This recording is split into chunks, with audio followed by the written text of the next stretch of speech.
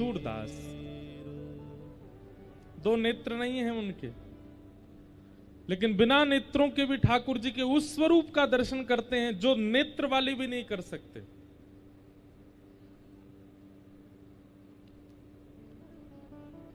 अर्धरात्रि का समय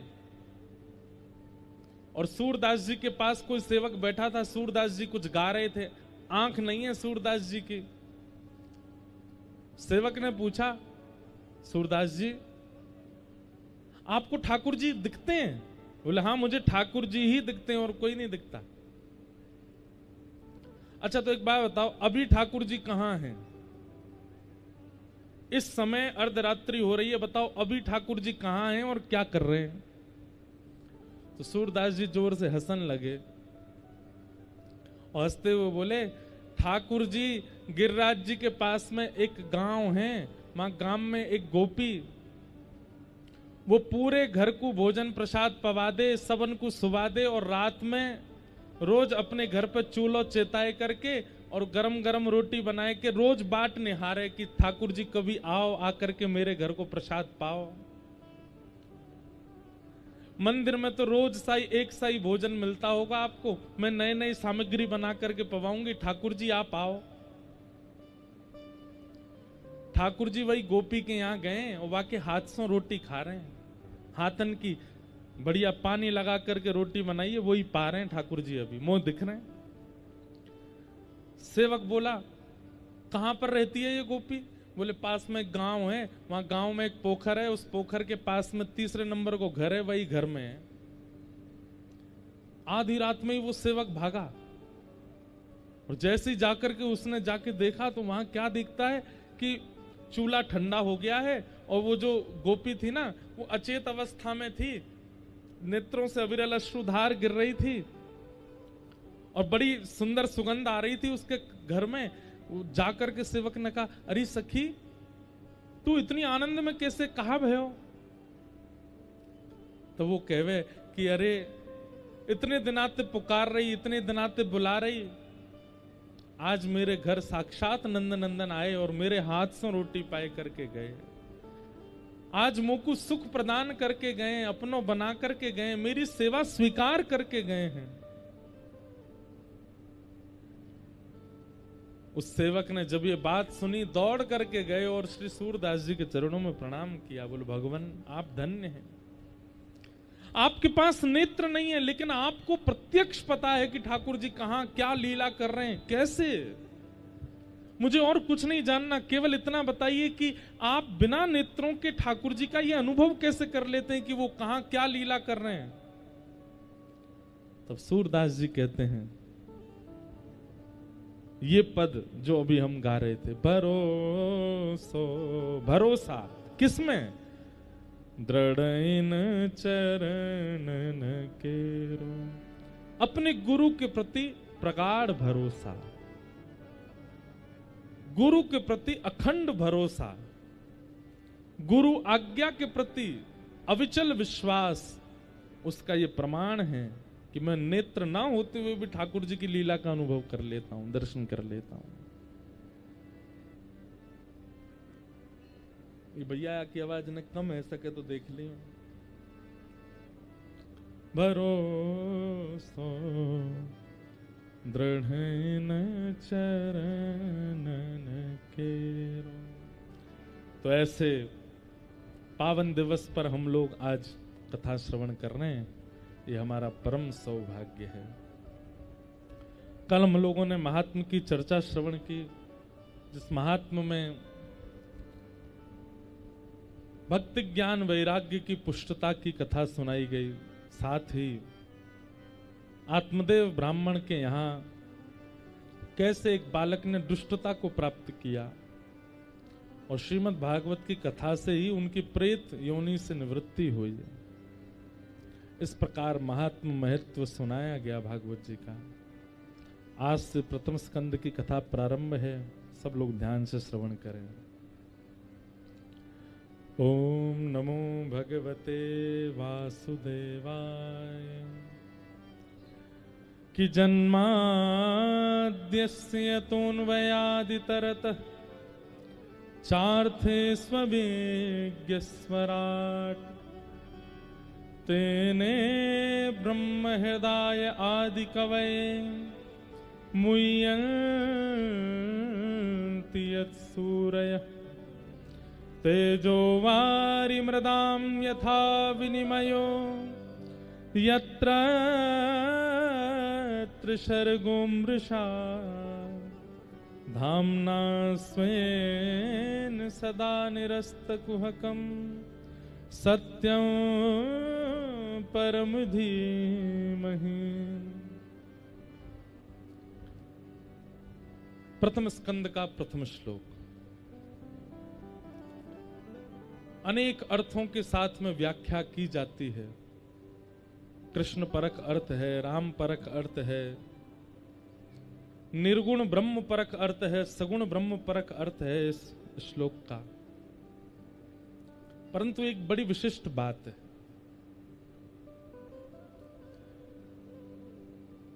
श्री वेदव्यास जी महाराज का हृदय करुणा से भरा है, तब भागवत की रचना हुई। भागवत की रचना कैसे हुई हम कथा में सुनेंगे, पर श्री वेदव्यास जी महाराज अत्यंत करुणा से भरे हुए हैं। मानव कल्याण की इच्छा है उनके चित्त में, और जब चित्त किसी करुणा से भरा हो, संदग्ध हृदय हो, तब ऐसी ही स्तुति प्रारंभ हुई है। जकारांत से ही प्रारंभ किया गया है। गोपियों ने गोपी गीत गाया, जयत तेदिकम जन्मना ब्रजः, वहां पर भी जकारांत है। पृथ्वी का हरण करके ले गया है हिरण्याक्ष, तब बराह भगवान की स्तुति भी जकारांत से की गई। जय जय जय जाम जित दोष ग्रवीत गुणा, वेद स्तुति भी जकारांत से की गई। और यहां पर भागवत जी का प्रारंभ भी इसी भाव से, मतलब हृदय अत्यंत करुणा से भरा है। कृपा होनी चाहिए कलयुग के मानवों के ऊपर, ऐसी इच्छा रखते हैं वेदव्यास जी महाराज। जन्म लेते ही जो परमात्मा अपने माता पिता से अन्वयाद इतरतः गोकुल चलेगा। मथुरा में जन्म भयो ठाकुर जी को, वसुदेव देवकी के यहां जन्मे हैं, लेकिन जन्म लेते ही ठाकुर जी कहां चले गए? गोकुल चले गए, नंद यशोदा के पास चले गए। चार्थे स्वविज्ञ स्वराट, जो अविज्ञ हैं, अनविज्ञ नहीं है, सब जानते हैं। पूतना रूप बदल करके आई, अघासुर बकासुर धेनुकासुर सब रूप बदल करके आए, लेकिन सबको पहचान गए।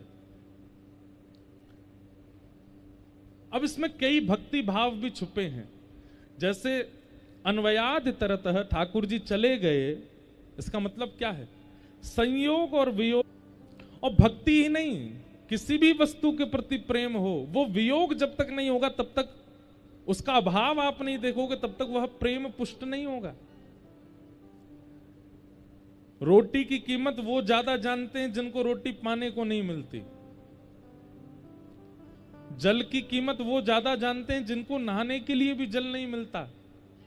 कई बार भक्त माता, भक्त पिता, भक्त भैया, भक्त बहन, भक्त पति, भक्त बच्चे, सब कोई भक्त भक्त हो जाते हैं ना, तो एक उनमें से ऐसा होता है कि उसके अंदर भक्ति होती ही नहीं है। क्यों?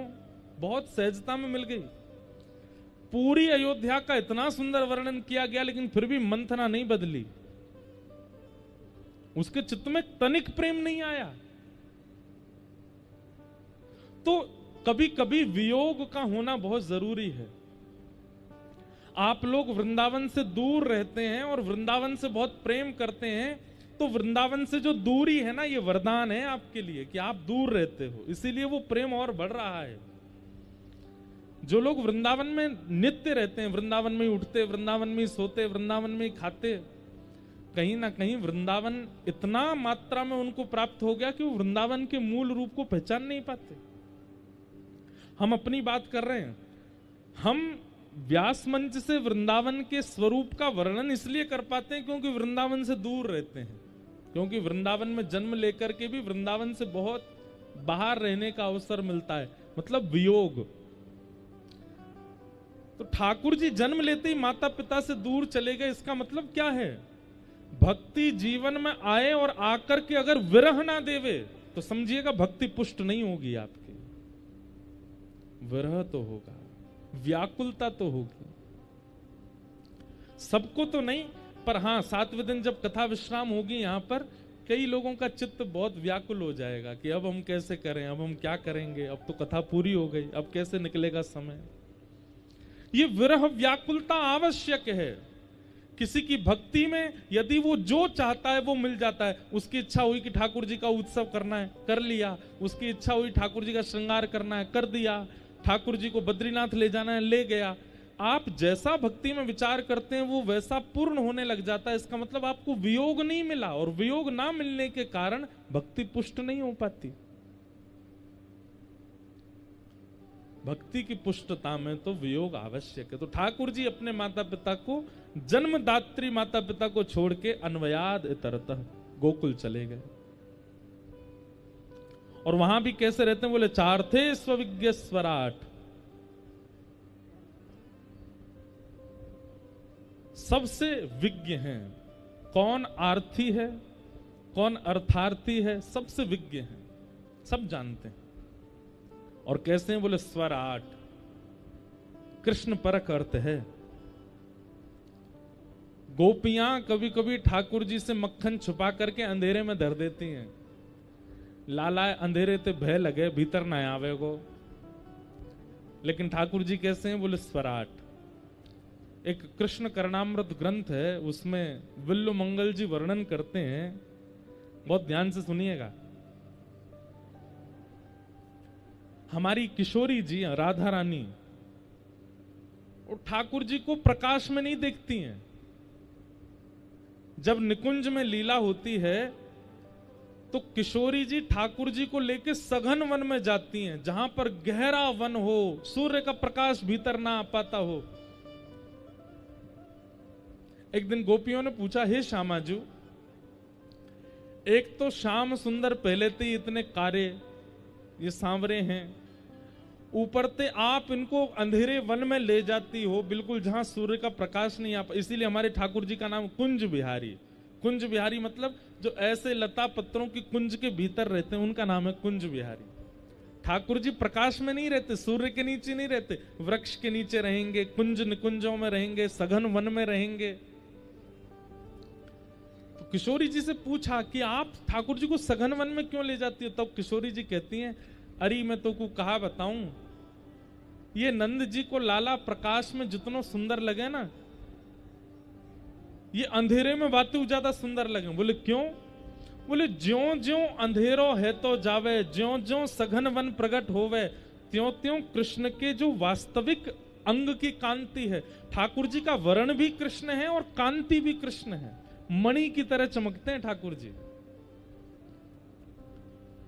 बोले जब सघन वन में, घनघोर वन में भीतर जाते हैं जहां सूर्य का प्रकाश नहीं, वहां ठाकुर जी के रों रों चमकते हैं, वहां ठाकुर जी का मुख गाल चमकता है, ठाकुर जी के कर्णरंध्र चमकते हैं, नाक चमकती है, ठाकुर जी का मुख ऐसे जैसे मानो कोई मणि चमक रही हो। और उन श्री कृष्ण का दर्शन अद्भुत होता है।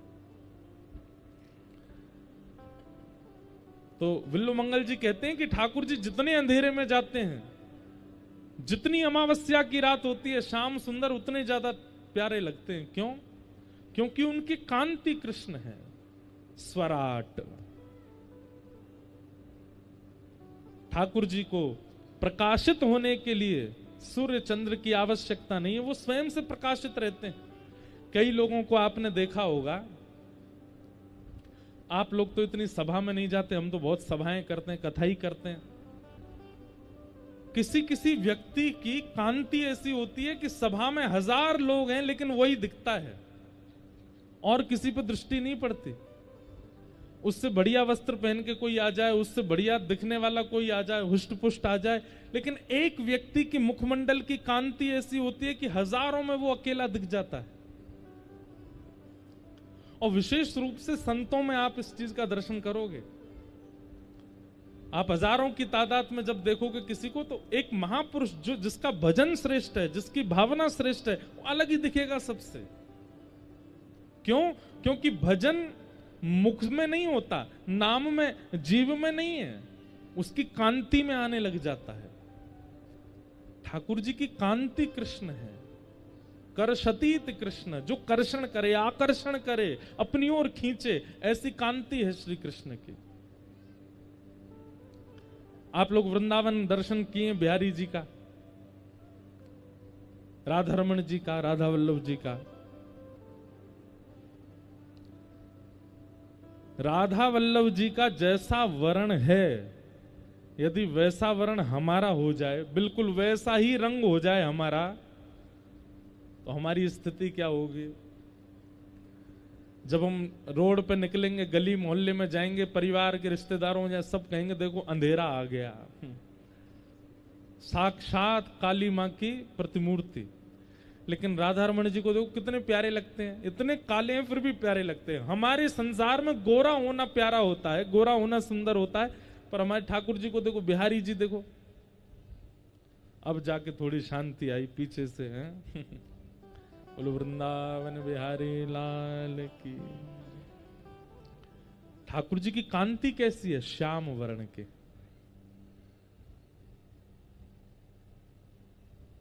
ब्रज जन प्रियतम बाल मुकुंदम राधा रमणम हरे हरे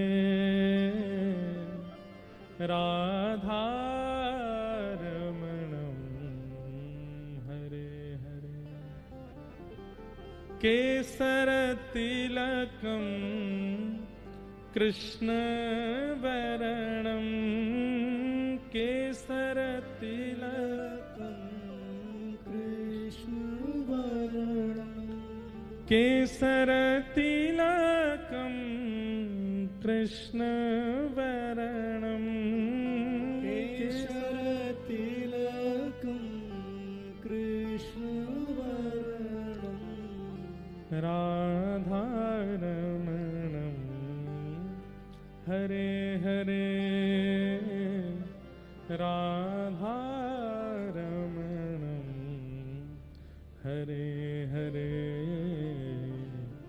ब्रज जन प्रियतम बाल मुकुंदम राधा रमणम हरे हरे राधा रमणम हरे हरे। कृष्ण वर्ण है ठाकुर जी का। आहा, इदानिम कृष्णताम गतः। लेकिन फिर भी कैसे हैं? बोले स्वराट, प्रकाशित रहते हैं ठाकुर जी। कितनी भी अंधेरे में छिपाए दें, गोपी ले जाके मटको, लेकिन ठाकुर जी जैसे जैसे अंधेरे में प्रवेश करते हैं वो स्वयं ही चमकने लग जाते हैं और उनको दिख जाता है कहां क्या है। ब्रह्म परक अर्थ ऐसा है कि सूर्य चंद्र को भी जो अपने अपने से तेज प्रदान करते हैं, प्रकाशित करते हैं, वो स्वराट। और तेने ब्रह्म हृदय आदि कवये, आदि कवि ब्रह्मा को भी जिन्होंने अपनी लीला से ज्ञान प्रदान किया। संपूर्ण कृष्ण लीला है एक ही श्लोक में। जब ग्वाल बालों का हरण करके ले गए ब्रह्मा जी, तब ठाकुर जी ने अपनी बाल लीला से उनके चित्त का जो संशय था उसको विनाश किया, उसको दूर किया। मुह्यन्ति यत् सूरयः, अपनी लीला पर गिरिराज धारण करके देवताओं के राजा इंद्र को भी जिन्होंने मुह्यन्ति, मोहित कर लिया। चरणों में आकर के प्रार्थना करने लगा इंद्र, पिता गुरुस्त्वम जगतामधीशो, आप मेरे पिता हैं, आप मेरे गुरु हैं, आप जगत के पिता गुरु हैं, मुझे क्षमा करें। ऐसे श्री कृष्ण यत्रत्र शर्गोम वृषा, जिनकी लीला से यह माया रूपी सृष्टि भी कभी कभी सत्य सी प्रतीत होने लगती है। जो सृष्टि अमृष है, सत्य नहीं है। एक पानी के उठे बुदबुदे की तरह है, कभी भी नष्ट हो सकती है। लेकिन इसका अर्थ करते हुए हमारे ब्रज के रसिक संत कहते हैं कि अगर कृष्ण भक्ति चित्त में है तो यह सृष्टि भी कहीं ना कहीं सार्थक लगेगी, ये माया भी सार्थक लगने लगेगी। जिनकी लीला, जिनकी कथा, जिनका स्मरण, जिनका नाम इस पृथ्वी की स्थिति को सार्थक बनाता है। धामना स्वेन सदा निरस्त कुहकम सत्यम परम धीमहि। ऐसे ठाकुर जी जिन्होंने 3 स्थानों पर लीला की, व्रज धाम, द्वारिका धाम और हस्तिनापुर, और तीनों लीलाओं को करते हुए अंत में उद्धव को अपना ज्ञान उपदेश प्रदान करते हुए, भागवत धर्म का निरूपण करते हुए, वही परम सत्य अपने स्वधाम को प्रस्थान कर गए। ऐसे परम सत्य श्री कृष्ण को हम बारंबार प्रणाम करते हैं, उनको वंदन करते हैं। सत्यम परम धीमहि। सत्य और परम सत्य, ठाकुर जी परम सत्य है। ठाकुर जी सत्य हैं, पर ठाकुर जी की लीला परम सत्य है, ठाकुर जी का नाम परम सत्य है। ऐसे परम सत्य परमात्मा को हम वंदन करते हैं। सत्यम परम धीमहि। 3 बार सत्य की वंदना है भागवत जी में, प्रारंभ में, मध्य में और विश्राम में। सत्यव्रतम सत्य परम सत्यम सत्यस्य योनिम निहितम च सत्ये सत्यस्य सत्य मृत सत्य नेत्रम सत्यात्मकम त्वाम शरणम प्रपन्ना। श्री कृष्णावतार के समय देवता 9 बार सत्य कहते हैं ठाकुर जी को,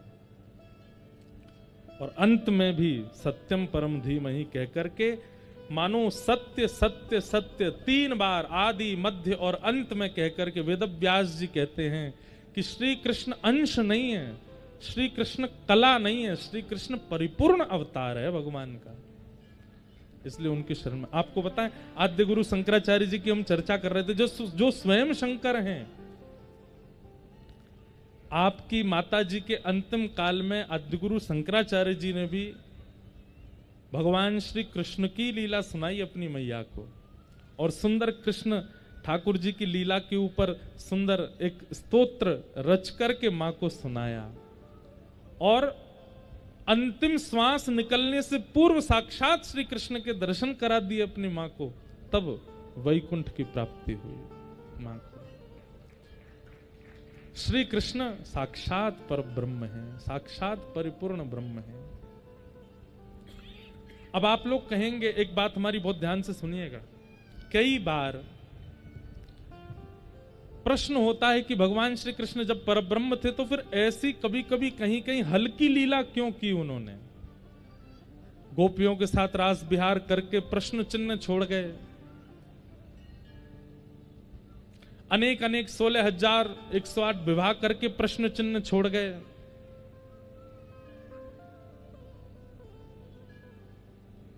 कहीं ना कहीं ये प्रश्न है, वो जब परमात्मा थे तो उनको ऐसी लीला करनी थी कि उस पर कोई प्रश्न उठा ही ना सके। देखिए, ठाकुर जी ने लीला तो ऐसी की है कि उस पर प्रश्न उठ नहीं सकता, पर हम संसारी लोग ऐसे हैं कि हम प्रश्न उठाए बिना रह नहीं सकते। ठाकुर जी की लीला पर लोगों को यह होता है कि बताओ, परमात्मा होकर के गोपियों के घर से मक्खन चुराते थे। भगवान जानते थे कि कलयुग आने वाला है, और कलयुग के लोगों को ज्ञान परख लीला करके मैं सनातनी बना दूं, धर्म का पालन करवा दूं, वो हो नहीं पाएगा। उसके लिए मुझे अपनी प्रभुता त्याग करके सामान्यों की तरह लीला करनी पड़ेगी, और वो सामान्य सहज दैन्य युक्त लीला जब होगी और उसको जब कलयुग के लोग सुनेंगे, तब जल्दी सनातन के प्रति उनका प्रेम बढ़ेगा। अब श्री कृष्ण कौन है? परमात्मा। श्री कृष्ण कौन है? परब्रह्म है। जिनकी भ्रकुटी टेढ़ी करने पर पृथ्वी पर भूचाल आ जाता है, वो परमात्मा। उनकी वृंदावन में स्थिति क्या है? बड़ी सुंदर लीला है।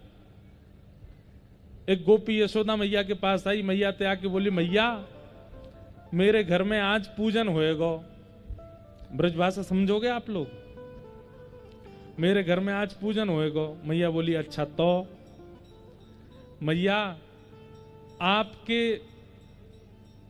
गौशाला में सुरभि गाय है, और सुरभि गैया का जो गोबर है ना, उस गोबर में से एक अद्भुत सुगंधी आती है।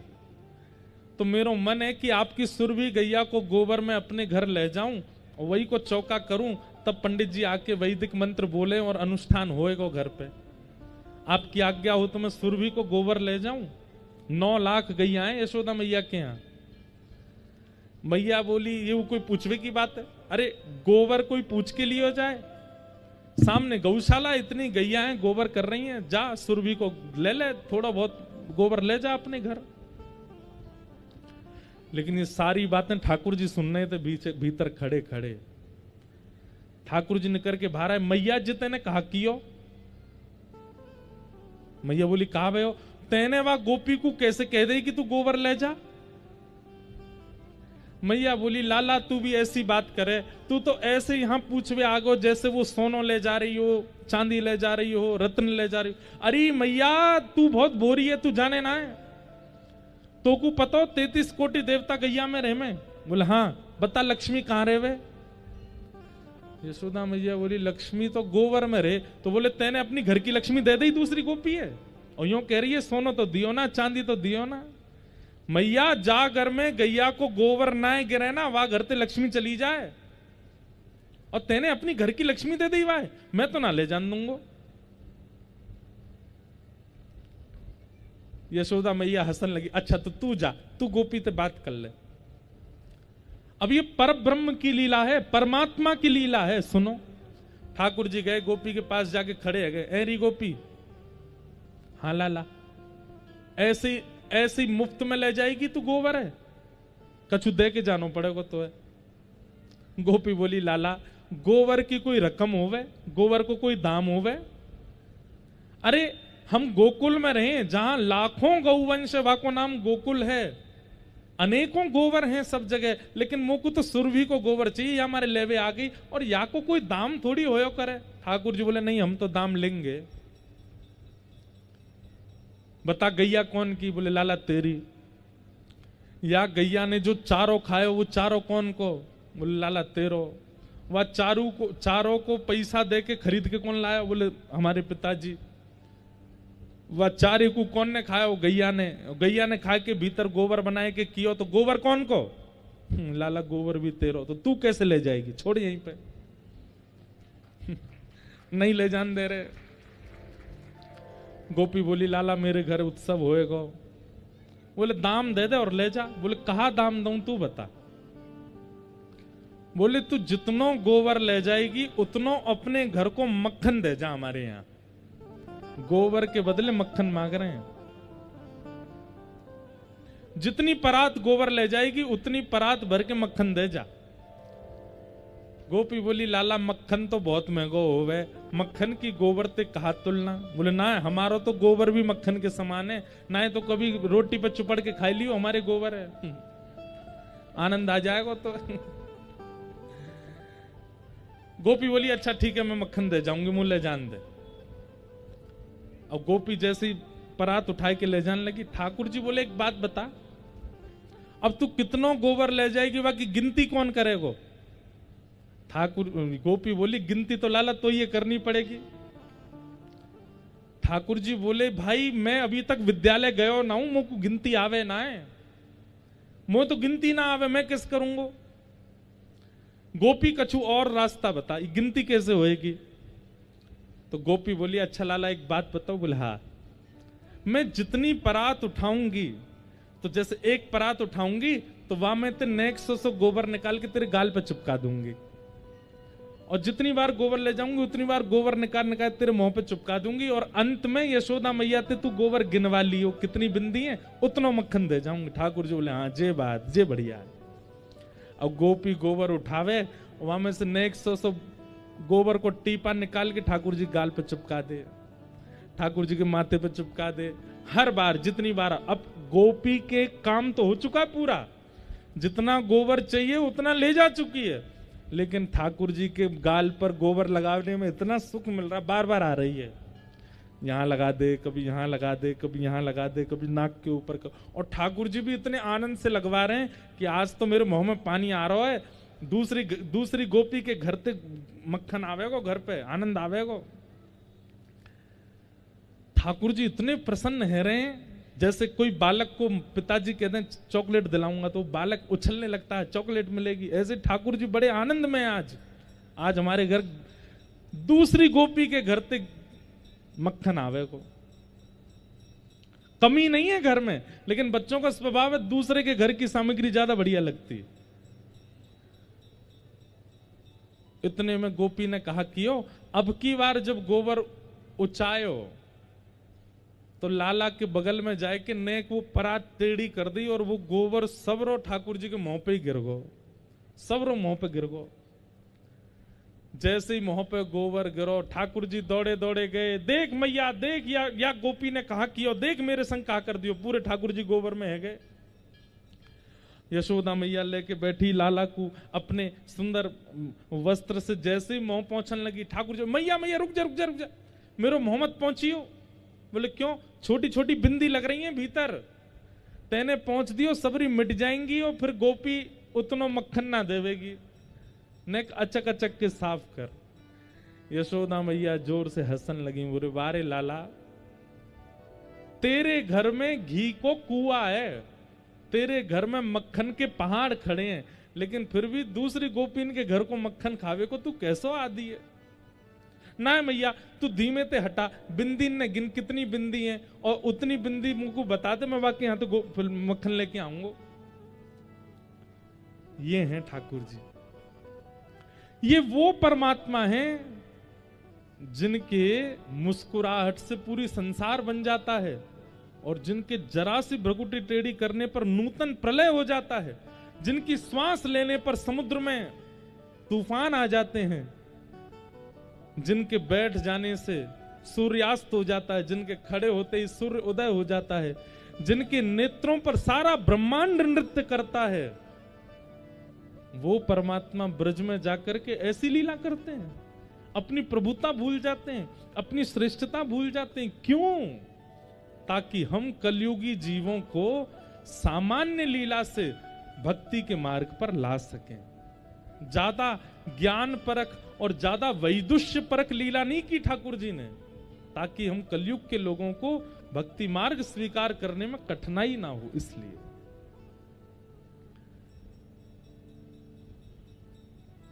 अब श्री कृष्ण की लीला अगर ऐसी होती कि भगवान जन्म लेते ही उनको सोने का मुकुट धरा दिया गया, सोने के वस्त्र आभूषण धरा दिए गए, ठाकुर जी रोते भी नहीं है, ठाकुर जी तो अपनी अवस्था में रहते हैं, वो तो परमात्मा हैं, वो तो धीमे धीमे कभी कभी आंख खोलते हैं।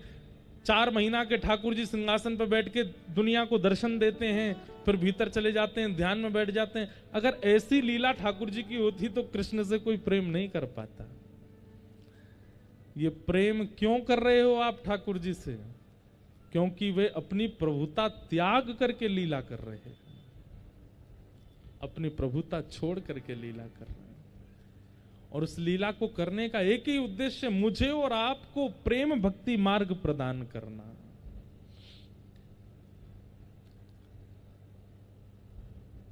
लेकिन वो भले ही कैसी भी लीला करते हो, वो परम सत्य हैं, वो साक्षात परमात्मा है, उन्हें हम प्रणाम करते हैं। सत्यम परम धीमहि धर्म प्रोजित कैतवोत्र परमो निर्मत्सराणां सताम वैद्यं वास्तवमत्र वस्तु शिवदं तापत्रयोन्मूलनम् श्रीमद्भागवते महामुनिकृते किंबा परीश्वर सद्यो हृदयवरुध्यते कृतभिः शुश्रूषुभिस्तत्क्षणात्। बहुत सावधानी से सुनिएगा। विषय, अधिकारी, संबंध और प्रयोजन, 4 बातें। सबसे पहला, भागवत जी का विषय क्या है? आप लोग कथा सुनने के लिए आए हैं, कई लोग जबलपुर से इतनी दूर से आ रहे हैं, कई लोग और दूर दूर से आ रहे हैं। यहाँ अमरपुर नाम है गांव का, अमरपुर, अमरपुर। यहाँ पर पवई धाम हनुमान जी के चरणों में, ये आपको हम सत्य बता रहे हैं, बड़े बड़े आनंद में आप लोग कथा सुन रहे हैं। शहरों में कथा होती है तो फिर स्थिति ऐसी होती है कि कहाँ बैठे हैं, कहाँ सुन रहे हैं, ऐसे इतनी भीड़ हो जाती है। लेकिन यहाँ पर आप लोग बड़े आनंद से बैठ के सुन पा रहे हो, ऐसा लग रहा है 1 to 1 बात हो रही है। तो ये सौभाग्य है कि ऐसी जगह पर आप कथा सुन पा रहे हो।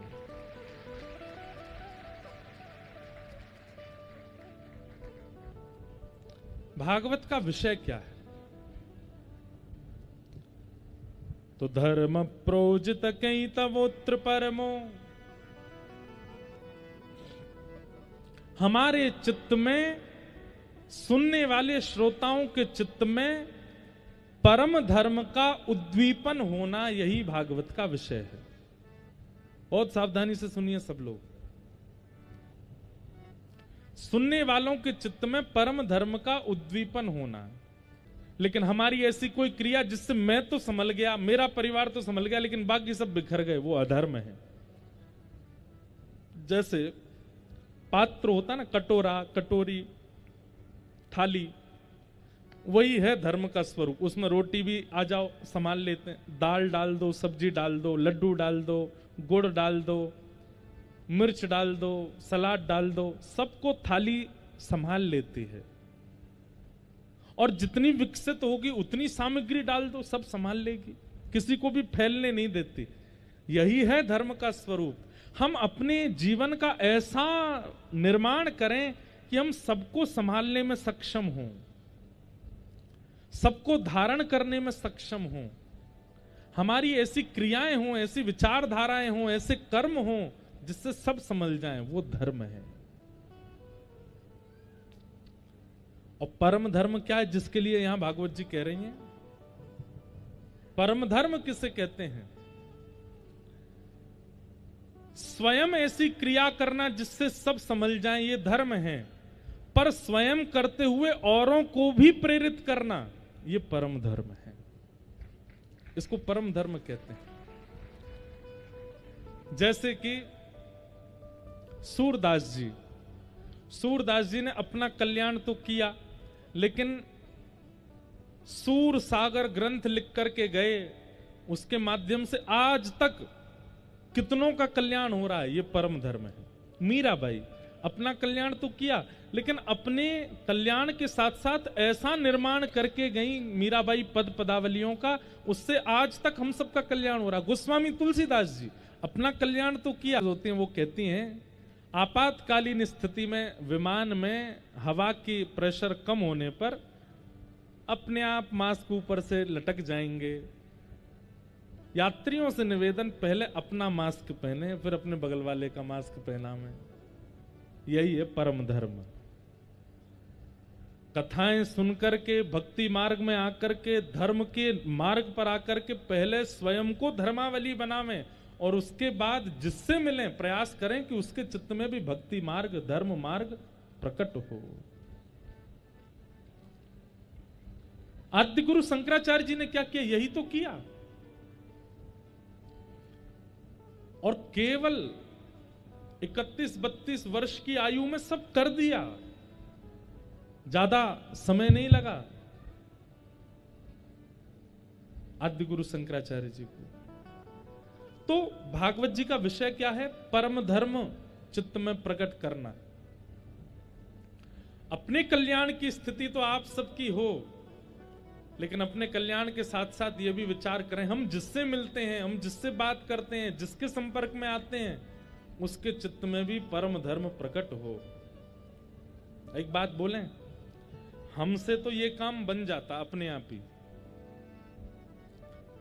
अभी ऐसा हो चुका है कि हम कहीं भी जाते हैं, हवाई जहाज में जाएं, ट्रेन में जाएं,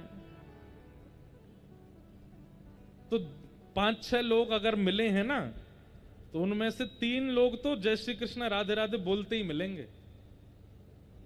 अरे हवाई जहाज में एयर होस्टेस वेलकम बोलती ही नहीं है, अब तो राधे राधे ही बोलती हैं, देख के महाराज जी राधे राधे, आप राधे राधे करके स्वागत करती हैं।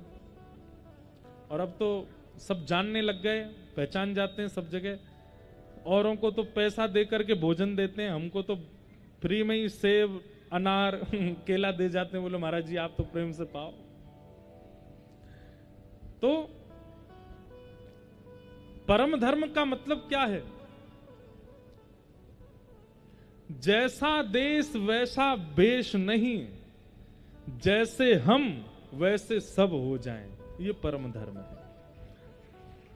कई बार ऐसा होता है कि धर्म का पालन करने वाले लोग कई बार स्थिति परिस्थिति देख करके अपना तिलक मिटा देते हैं, अपनी कंठीमाला उतार देते हैं। क्यों?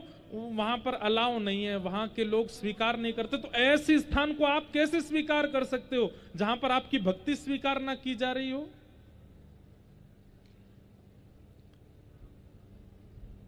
जाके ही न राम वै देही तजियता ही कोटि वै रिसम यद्यपि परम स्नेही। गोस्वामी जी कहते हैं उसका त्याग करो जिसके चित्त में ठाकुर जी नहीं है। तो श्रीमद् भागवत क्या करती है? परम धर्म का बीज बोती है हमारे चित्त में। और एक बात हमारी बहुत ध्यान से सुनिएगा, आप यदि श्रीमद् भागवत के श्रोता बन चुके हैं और लंबे समय तक भागवत जी की कथा सुन रहे हैं, तो आपके चित्त में एक स्थिति आ जाएगी, क्या? तजोरे मन हरि विमुखन को संग, तजोरे मन हरि विमुखन को संग, जाके संग कुमति उपजत है, जाके संग कुमति उपजत है, पड़त भजन में भंग, पड़त भजन में भंग, तजोरे मन हरि विमुखन को संग, तजोरे मन हरि विमुखन को। एक बात बोल रहे हैं हम, बहुत ध्यान से सुनिएगा, यह भी परम धर्म है। क्या? जिसके चित्त में भक्ति नहीं है, जिसके चित्त में ठाकुर जी के प्रति प्रेम नहीं है, जिसके चित्त में धर्म नहीं है, जिसके चित्त में सनातन भाव नहीं है, उसका त्याग, ये भी परम धर्म है। ये भी परम धर्म है। कई बार ऐसा होता है कि हमारी कार्य की पूर्ति हो रही है, इसलिए हम जिनके चित्त में धर्म नहीं है, परम धर्म नहीं है, उनका संग करते हैं। क्यों? हमारा ये काम बन रहा है इनसे। हमारी बात मान लीजिए, एक काम बनेगा उससे, लेकिन अगर ठाकुर जी नाराज हो गए ना तो सबरे काम बिगड़ जाएंगे। एक तो बन जाएगा, बाकी के सबरे बिगड़ जाएंगे। मीराबाई कहती हैं इस बात को। जब मीराबाई ठाकुर जी का बहुत भजन करती थी तो उनको सब समझाते थे कि ए मीरा, तू क्यों गाती है? भगवान का नाम मत गाया कर। तुझे पता है कि राजा को गुस्सा आता है, तेरा देवर जो राजा बन गया है वो तेरे ऊपर कोई ना कोई आक्षेप करता है, कभी विष भेजता, कभी कोई, उसको अच्छा नहीं लगता, तो तुम क्यों गाती हो हरि का नाम? तो मीराबाई एक बहुत अच्छी बात कहती हैं, बोले राजा रूठे तो देश निकाले, राजा रूठेगा तो देश से निकाल देगा, लेकिन हरि रूठे तो तीनों लोकों में भी स्थान नहीं मिलेगा मुझे। राजा रूठ करके ज्यादा से ज्यादा अपने जहां तक उसका शासन है वहां से बाहर कर देगा मुझे, लेकिन हरि, ये पूरा ब्रह्मांड तो हरि का है, यदि वो मुझसे रूठ गए तो अरे नरक में भी स्थान नहीं मिलेगा अगर ठाकुर जी रूठ गए तो। इसलिए कई बार हम लोग अपने कार्य के लोभ में ऐसे लोगों का भी संग करते हैं जो विधर्मी हैं, और उसके पीछे लोभ क्या होता है हमारा? इनसे हमारा एक काम बन रहा है। नहीं,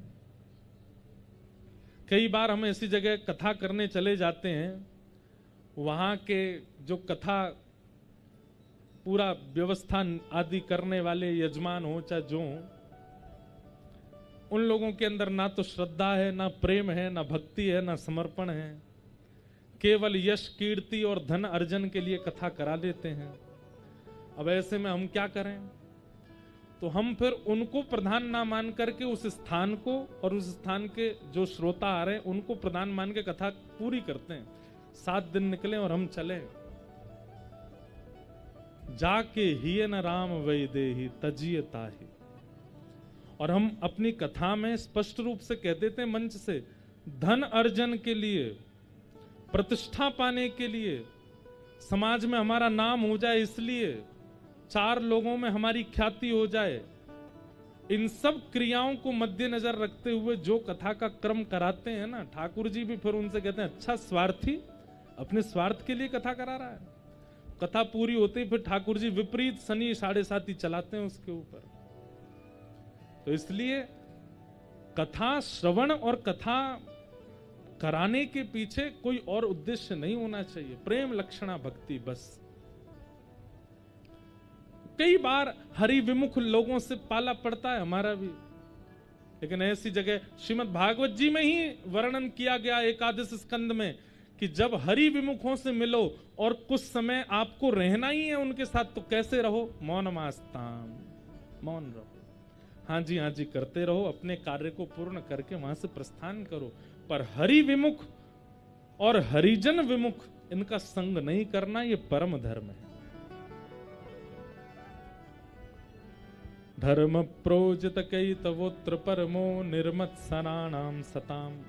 अब यहां पर बात आई दूसरा, भागवत जी का अधिकारी कौन है? श्रीमद् भागवत कथा कहने और सुनने का अधिकार किसको है? तो कहते हैं निर्मत सराणाम सताम, जिसके चित्त में मात्सर्य दोष नहीं है उसी को ही अधिकार है। मात्सर्य किसको कहते हैं? ईर्ष्या को।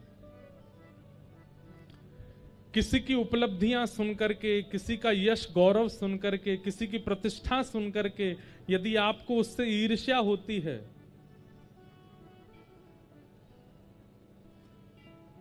तो आप मात्सर्य दोष से युक्त हो, आपको कथा सुनने का अधिकार नहीं है। हमारे पड़ोसी की कमाई हमसे ज्यादा हो रही और आपको जलन हो रही है उससे, तो आप कथा समझ नहीं पाओगे, सुन नहीं पाओगे। और कहीं ना कहीं वक्ता में भी ये गुण आ जाता है ना कि किसी और के प्रति ईर्ष्या, ऐसे वक्ता की वाणी भी प्रभाव छोड़ना बंद कर देती है, उसकी वाणी का कोई प्रभाव नहीं होता फिर। मात्सर्य दोष, एक बात हमारी बहुत ध्यान से सुनिएगा सब लोग, इधर देखो। आपके अंदर यदि क्रोध दोष है, आपके अंदर यदि लोभ दोष है, आपके अंदर यदि काम दोष है, आपके अंदर यदि मोह दोष है, सब स्थितियों में आपको ठाकुर जी स्वीकार कर लेंगे, लेकिन ईर्ष्या दोष है कभी स्वीकार नहीं करेंगे ठाकुर जी। हमने आज तक नहीं सुना कि ठाकुर जी ने किसी ईर्ष्यालु पर परम कृपा की हो, ना, ईर्ष्यालु पर कृपा नहीं करते ठाकुर जी। जिसके चित्त में ईर्ष्या है, और वही है मात्सर्य दोष, निर्मत सराणाम सताम। इसलिए ईर्ष्या दोष से बचिए, मात्सर्य दोष। कल हम लोग तुकाराम जी की बात सुन रहे थे। संत श्री तुकाराम जी महाराज, वो ज्यादा ज्ञानी नहीं थे, ज्यादा संस्कृत साहित्य उनको नहीं आता था। अपनी मराठी भाषा में कीर्तन लिखते थे और बहुत सुंदर कीर्तन गाते थे। अब ये तो मध्य प्रदेश है, यहां तो मराठी हम बोल नहीं सकते। 2-3 अभंग मुझे आते हैं तुकाराम जी के। सुंदर ते ध्यान उभे विटेवरी, सुंदर ते ध्यान कर कटावरी, ठे बुनिया सुंदर ते ध्यान। तुकाराम जी क्या कह रहे हैं? बहुत ध्यान से सुनना। जिसका ध्यान इतना सुंदर है वो प्रत्यक्ष में कितना सुंदर होगा। जिसकी कथा इतनी सुंदर है वो प्रत्यक्ष में कितना सुंदर होगा। जिसका स्मरण इतना सुंदर है, जिसकी व्याख्या इतनी सुंदर है, वो प्रत्यक्ष यदि सामने आ गया तो हमारा क्या होगा।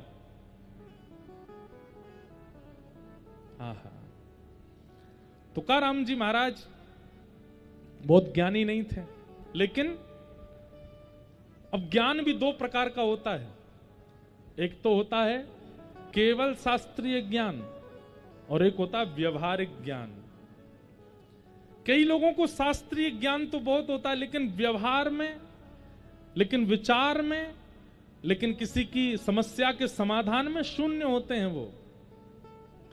लेकिन कई लोग ऐसे होते हैं, अब हमारे देश के प्रधानमंत्री, उनके पास कोई बहुत बड़ी डिग्री नहीं है। कई बड़े बड़े स्कॉलर्स और बड़े बड़े पीएचडी और आदि आदि अपनी योग्यताओं को प्राप्त किए हुए उनके साथ रहते हैं, लेकिन उनका व्यवहारिक ज्ञान इतना अद्भुत है कि उसके आगे देश के अन्य देशों के राष्ट्रपति भी नतमस्तक रहते हैं। उनको अंग्रेजी बोलनी नहीं आती, लेकिन वो अमेरिका जाते हैं तो वहां के राष्ट्रपति को भी 2-4 सूत्र बताए जाते हैं। क्यों? व्यवहारिक ज्ञान बहुत अद्भुत है उनका। और कई लोग, अब किसी की निंदा नहीं है, पर हमारे भारत के एक प्रधानमंत्री रहे हमारे काल में ही, नाम नहीं लेना मुझे, हम लोगों ने उनका दर्शन किया है। वो बोलते इतना अच्छा नहीं थे, उनका व्यवहारिक ज्ञान इतना अच्छा नहीं था, पर अर्थशास्त्री थे। उनके समय पर हमारे भारत की इकोनॉमी बहुत अच्छी थी, लेकिन वो जितने दिन प्रधानमंत्री पद पर रहे कुछ नहीं बोले। उनका एक भी स्पीच आज तक फेमस नहीं है। वैसे बहुत ज्ञानी थे, उनको अन्य प्रकार का ज्ञान बहुत था। तो ऐसे ही श्री तुकाराम जी महाराज जो थे, इनको संस्कृत बोध नहीं था, लेकिन ये मराठी में बहुत अच्छे अच्छे कीर्तन बना के गाते थे और ठाकुर जी के आगे नेत्र सजल करके गाते थे। तो एक पंडित जी थे, रामेश्वर प्रसाद नाम था उनका। इसको कहते हैं मात्सर्य दोष। ध्यान से सुनना। तो तुकाराम जी का इतना यश होने लगा कि छत्रपति शिवाजी महाराज भी उनका कीर्तन गाते थे, सुनते थे। तो एक दिन रामेश्वर प्रसाद को इतना क्रोध आया, बोले हम यहां पर घर परिवार छोड़ करके और दिन रात पढ़ाई लिखाई करके इतने विद्वान बने, इतना ज्ञान हमने अर्जित किया अपने अंदर, हमको कोई पूछता नहीं है। और ये आजकल का आया है, इसको कुछ आता नहीं, संस्कृत बोल नहीं सकता, स्तुतियों का पाठ इससे होता नहीं है, और अपनी सामान्य सी भाषा में गाता है, और इसके इतने लोग आदी होते जा रहे हैं। रामेश्वर पंडित जी ने जाकर के तुकाराम जी से पहले तो कहा कि तुम शास्त्रार्थ करके दिखाओ मुझसे।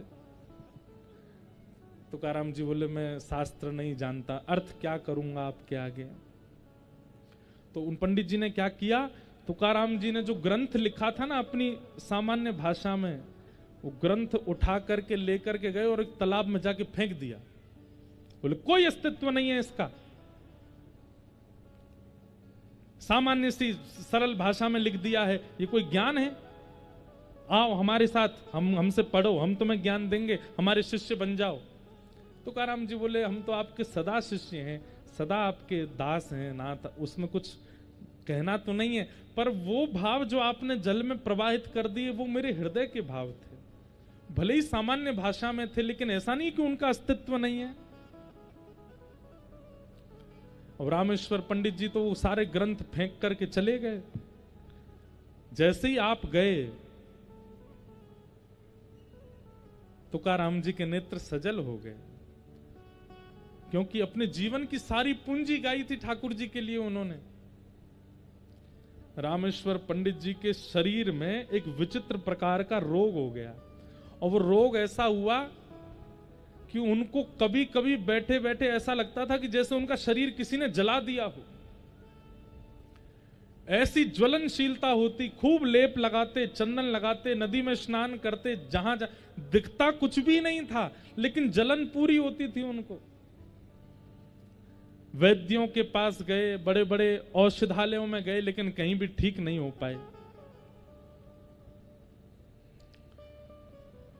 अंत तो गत्वा, एक दिन बड़े व्याकुल चित्त से ठाकुर जी से कहने लगे, मैंने आपकी इतनी स्तुतियां रचना की, इतना ज्ञान, इतना आपको रिझाया, इतना आपको आपने मेरे को इतनी पीड़ा क्यों दे रहे हैं? मैंने क्या अपराध किया ऐसा?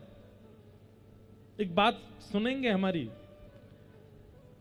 घर में कोई कलेश चलता है, आपके शरीर में कोई कष्ट है और अनेक प्रयासों से भी वो ठीक नहीं हो रहा है, तो इसके पीछे निश्चित ही कोई वैष्णव अपराध है।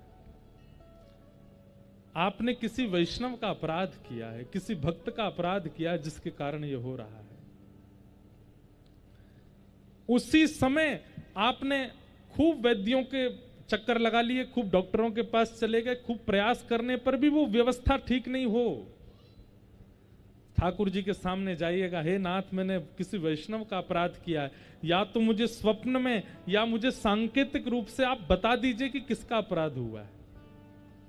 और यदि ठाकुर जी एक सप्ताह के भीतर कोई संकेत ना करें तो फिर जो वैष्णव दिखे सबसे क्षमा मांगो, तभी आपका अपराध दूर होगा।